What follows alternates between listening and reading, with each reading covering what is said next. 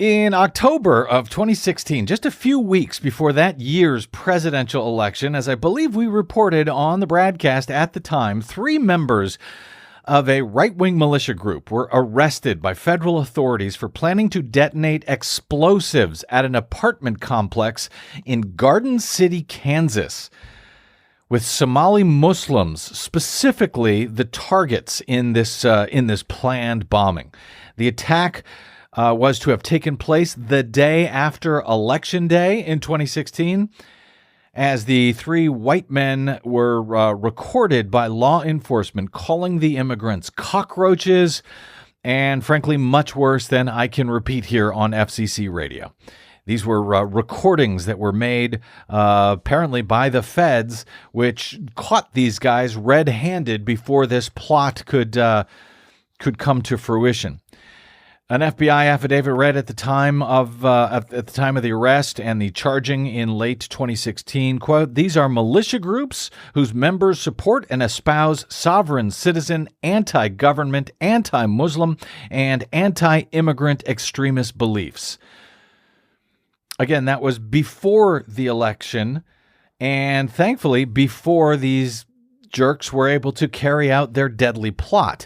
The investigation uncovered stockpiles of firearms and explosive materials, as well as a manifesto, with one of them claiming that, quote, "the bombing would wake people up. The only good Muslim is a dead Muslim," one of the men is heard saying in those recordings. "If you're a Muslim, I'm going to enjoy shooting you in the head," he said.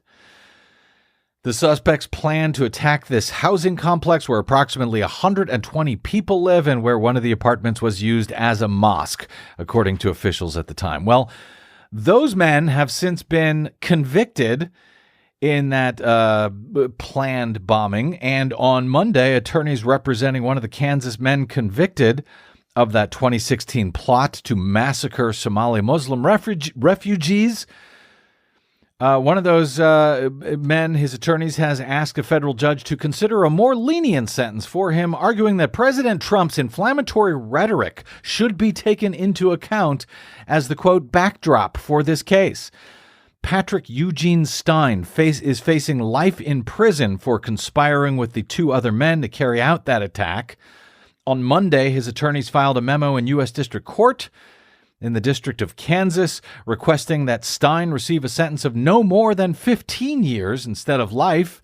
They note that Stein was a, quote, early and avid supporter of Donald Trump, and they argue that the climate in the months leading up to the 2016 election should be taken into account when evaluating the comments from the men at the time that prosecutors had used to build their case against them. During the trial in the spring, prosecutors played back recordings in which Stein described Muslim immigrants as I said, cockroaches that needed to be exterminated, and he talked about killing Muslims with weapons dipped in pig's blood. Does that sound familiar? 2 months before their conversation took place, Donald Trump had referenced a dubious tale about General John Pershing killing Muslims with bullets dipped in pig's blood. He repeated that several times, I believe, on the campaign trail.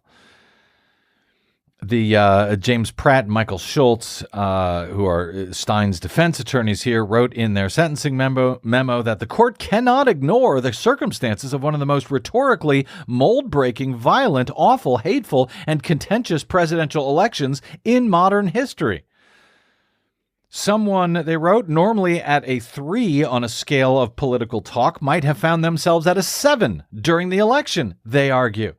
A person like Patrick, who would often be at a 7 during a normal day, might go to 11.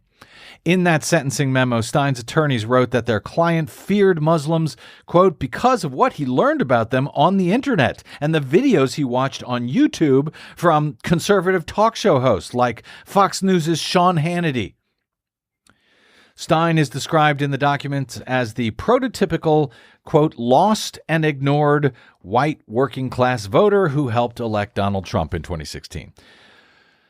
Trump, of course, has faced accusations that his rhetoric is responsible for the recent spate of political violence, from the mass shooting at a Pittsburgh synagogue over the weekend to the mail bombs last week received by some of the president's most prominent critics. He and the White House and his allies in the GOP and on Fox News have pushed back on those claims, implying that Trump bears no responsibility whatsoever and that it is just political bias in the so-called fake news media. You know, the real enemy of the people, who Donald Trump continues to describe them. They are actually behind the anger and the resentment and the violence and the death that we are now seeing in this country.